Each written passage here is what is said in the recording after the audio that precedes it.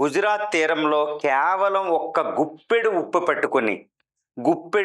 పట్టుకుని చరిత్రలో ఎన్నడూ లేని విధంగా, మానవ చరిత్రలోనే ఎన్నడూ లేని విధంగా సూర్యుడు అస్తమించని ప్రపంచంలో సగం పైగా ఏలే ఒక మహా సామ్రాజ్యాన్ని కూల్చడం జరిగింది. రాముళ్ళ బాణం పట్టుకోలేదు, కృష్ణుళ్ళ చక్రం పట్టుకోలేదు, ఏ యుద్ధ వీరుళ్ళ యుద్ధం చేయలేదు. కానీ కేవలం నవ్వు, అది కూడా పళ్ళు లేని నవ్వుతో ఒక భారతీయుడు, ఒక మహాత్ముడు చెప్పింది, ప్రపంచ తత్వవేత్త ఒక చెప్పిన ఆయన ప్రకారం అలాంటి మహాత్ముడికి జన్మనిచ్చే తల్లి భారతదేశం మాత్రమేనంట. అలాంటి మహాత్ముడు మహాత్మా గాంధీ. ఈ మహాత్ముడు ఏ ఆయుధం లేకుండా కేవలం అహింసతో ఒక మహా సామ్రాజ్యాన్ని కూల్చేయడం జరిగింది. ఏ విధంగా? హింస లేకుండా, శాంతియుతంగా. ఇక్కడ ఇంతదాకా చెప్పింది మీరు ఏమనుకోరు, కానీ ఈ మహాత్ముడు అప్పుడున్న 30 కోట్ల మంది హృదయాలను కదిల్చి అంతే అహింసతో ఆయన వెనకాల వెళ్ళేటట్టు చేయడం. కాబట్టి దీన్ని ఎవ్వరూ కొట్టిపారేయలేరు. 30 కోట్ల మంది ఆయన వెనకాల వెళ్ళారనమాట.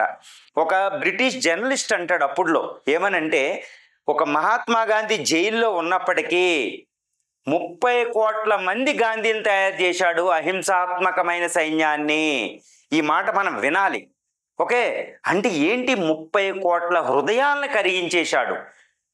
ఏ విధంగా అంటే దానికి భాష లేదు, భావాతీతమైనది. That is what the concept of India. అది భారత భావజాలం.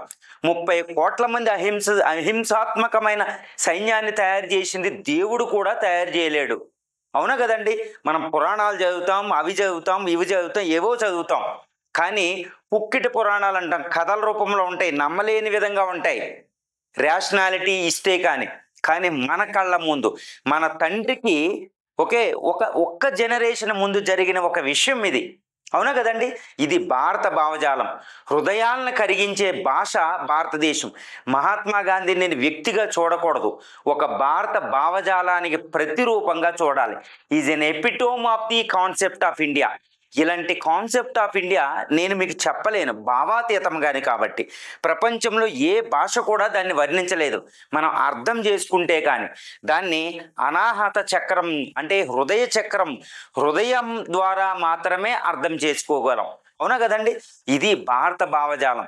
ఈ భారత భావజాలాన్ని ఎవ్వరు పట్టుకుంటే వాళ్ళు భారత మాతకి అంకితం అవ్వడానికి సిద్ధంగా ఉంటారు. ఆ భారత భావజాలం అర్థం అవ్వకుండా ఇండియాలో the greatest examination civil service examination ఉంటుందండి, దాన్ని పట్టుకోవడం అసాధ్యం. అది యూపీఎస్సీ పల్స్ లేదా కాన్సెప్ట్ ఆఫ్ ఇండియా అని నేను పిలవగలుగుతాను, ఎవరైనా పిలుస్తారు. ఈ భావజాలాన్ని టెస్ట్ చేసే ఎగ్జామే civil services. It is civil service examination అనేది నాలెడ్జ్ని కొలబద్దగా తీసుకోదు, అది నాలెడ్జ్ని టెస్ట్ చేసే ఎగ్జామ్లా ఉంటుంది. కానీ దాని కింద ఈ భారత భావజాలం ఉంటుంది. ఈ భావజాలాన్ని మనం పట్టుకోగలగాలి. అదే ఈ భావజాలానికి సంబంధించి ఈ రోజు నుంచి మీకు సిరీస్ ఆఫ్ వీడియోస్ మీకు రాబోతున్నాయి. మీరు దీన్ని చూడండి.